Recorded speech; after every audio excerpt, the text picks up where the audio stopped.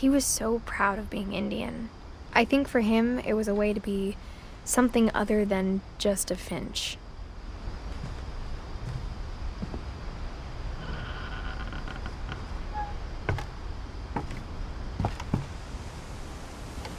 On the way back from Lewis's funeral, my mom told me to start packing. She waited until the day before we left to tell Edie.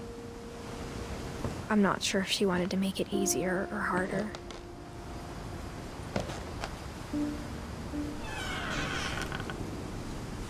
I wish we'd stayed. But I understand why we left.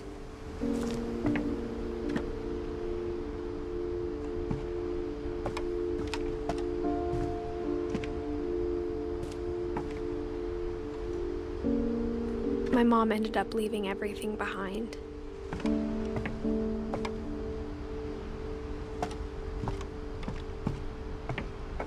What happened that night had been coming for a long time. Maybe it should have come sooner.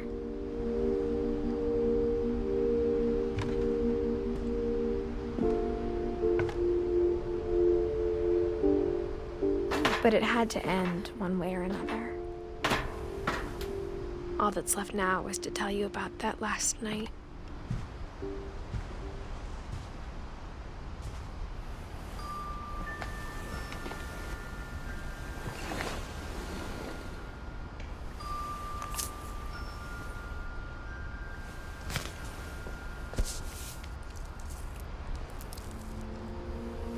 That whole last day, Edie just watched us pack and didn't say a word.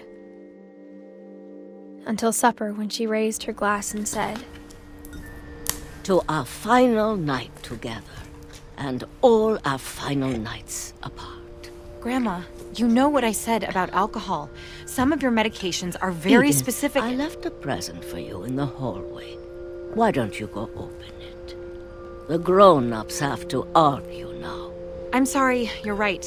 We're all leaving tomorrow. Let's just enjoy our last... I'm not leaving.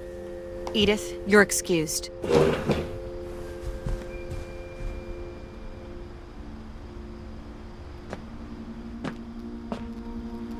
The power had been shut off that morning, but Edie always had plenty of candles. When my mom sealed the library, I don't think she knew about the other entrance.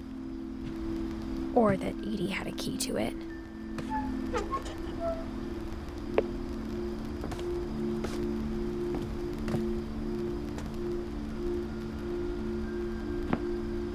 That thing you're afraid of isn't going to end when you leave the house. Edith has a right to know these stories. My children are dead because of your stories. I think it's best if Edith and I leave tonight. We'll have the nursing home send a van for you in the morning, okay?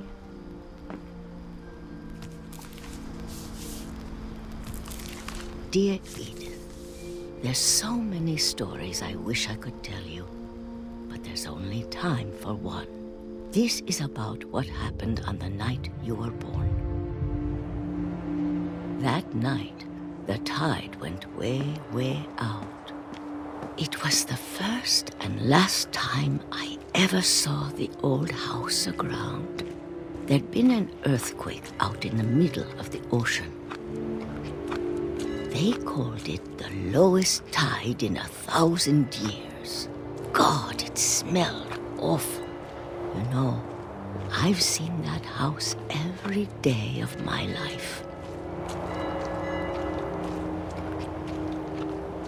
But I never thought I'd go back to it.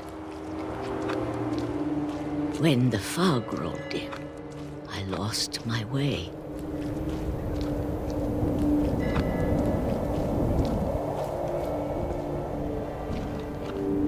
I got turned around.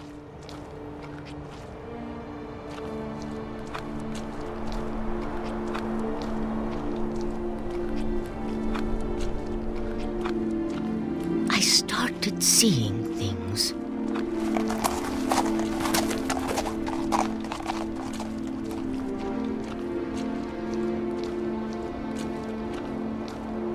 things I'd forgotten had ever existed.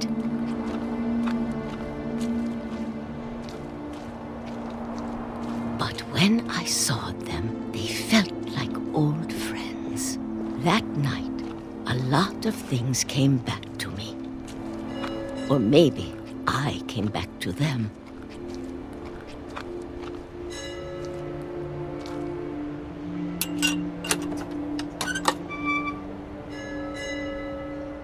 Things I can't explain, but that I need you to try and... Edith, what are you doing in here? It's mine. Edith! Mom, you're gonna rip it! Let go! I kicked and screamed, but Mom dragged me to the car.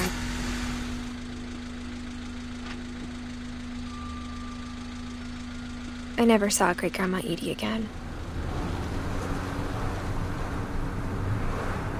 The next morning, the van came to pick her up, but she was already gone. After that, we moved around a lot.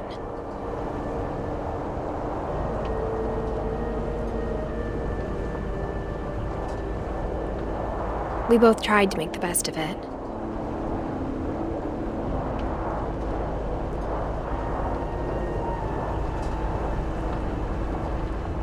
A few years went by.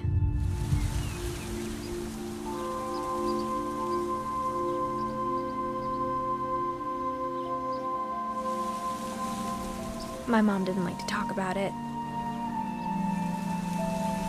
but she started getting sick a lot. The rest happened pretty quickly. She got better for a while, and then she didn't.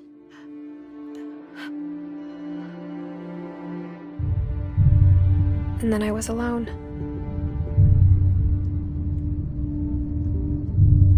The last Finch left alive.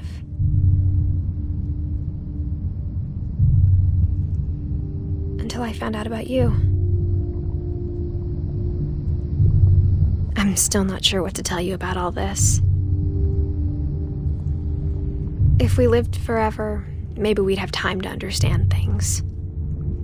But as it is, I think the best we can do is try to open our eyes. And appreciate how strange and brief all of this is. This journal was supposed to be for you. But now I hope you'll never see it. I just want to meet you and tell you all these stories myself. But I guess if you're reading this now, things didn't work out that way.